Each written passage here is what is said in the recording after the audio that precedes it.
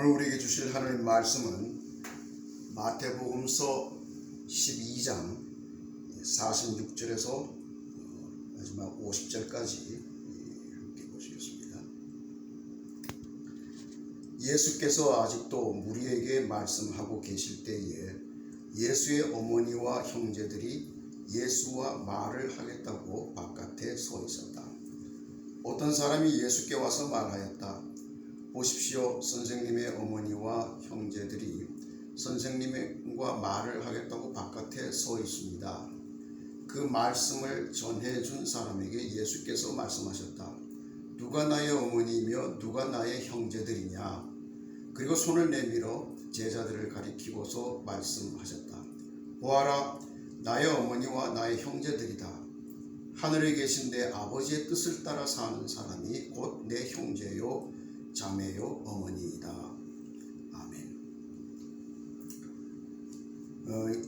오늘 이 본문 말씀은 글쎄요, 교회에서 잘 말씀이 전해지지 않는 대목이 아닌가 하는 생각도 듭니다. 그도 그럴 것이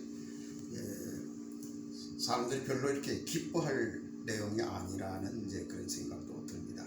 그러나 사실 우리가 주의해야 할 것은 이러한 본문을 우리가 소홀히 해서는 안 된다는 것이. 이러한 본문을 소홀히 할 때 현대 교회들이 자칫 부패하기 쉬운 요소를 방치한 셈이 된다는 것을 잊지 말아야 합니다. 따라서 이러한 본문은 우리가 항상 가까이 해야 할 사실은 중요한 본문인 것이죠. 우선 첫째, 여기에서 이 가족의 문제가 나옵니다. 예수님의 가족들, 인간적인 가족들은 사실 예수님 살아생전에는 믿지 않았습니다. 놀라운 일은 아니겠죠. 오늘날도 보면은 가족이라고 해서 다 믿음을 갖는다는 그런 보장을 사실 할 수가 없죠. 그래서 예수님 가족들은 물론 나중에 예수님께서 죽으시고 부활하신 다음에 그때부터서는 이제 믿게 되었습니다만 그 전에는 믿지 못했다. 그래서 그러한 관점에서 여기에는 두 가지의 뚜렷하게 구별된 그룹, 어떤 그 집단, 두 집단이 나타나 있습니다. 먼저 그 46절 끝에 보면은 예수의 어머니와 형제들이 예수와 말을 하겠다고 바깥에 서 있었다 그랬어요. 바깥에 서 있었다.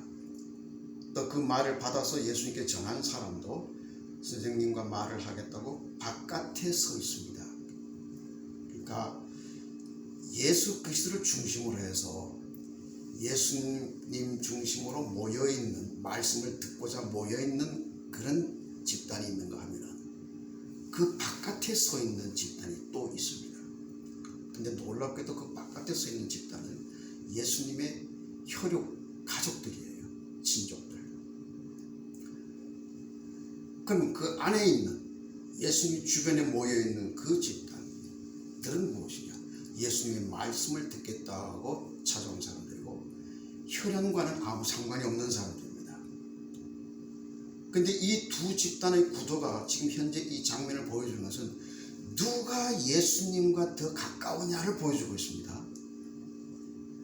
놀랍게도 그의 혈육들, 친족, 가족들은 예수님보다 더 멀리 서 있어요. 멀리.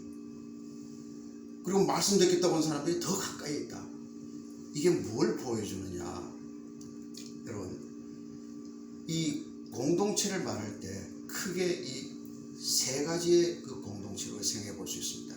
인간이 원래 영과 혼과 육으로 되어 있지 않습니까? 거기에 따라서 세 가지 공동체가 형성됩니다. 첫째는 이제 혈육으로 맺어진, 혈통으로 맺어진 가족이죠. 육입니다.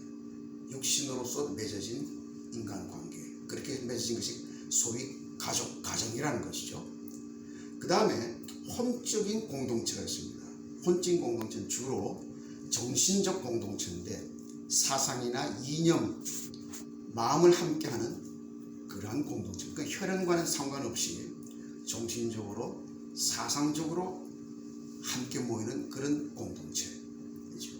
사실 이 공동체가 혈육 공동체보다 더 강할 수가 있습니다. 사실은. 그 다음에 맨 위에 영적 공동체가 있습니다. 이것은 신앙으로서, 믿음으로서 맺어진 그러한 신앙 공동체를 말하는 것이지요.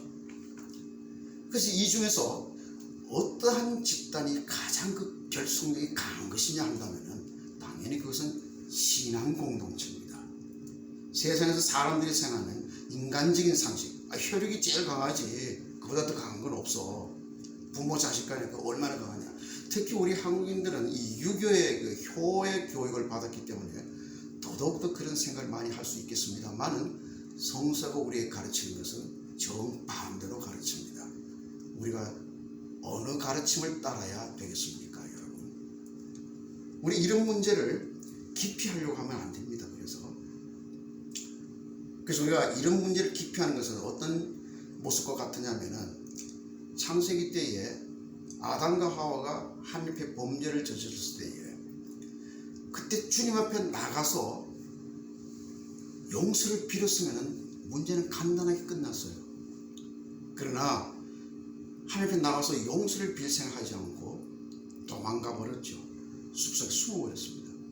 우리가 이러한 본문을 피하려고 하는 마음이 생긴다는 것은 바로 그런 DNA가 나타났다라고 볼 수 있습니다. 우리는 그걸 피하면 안 돼요.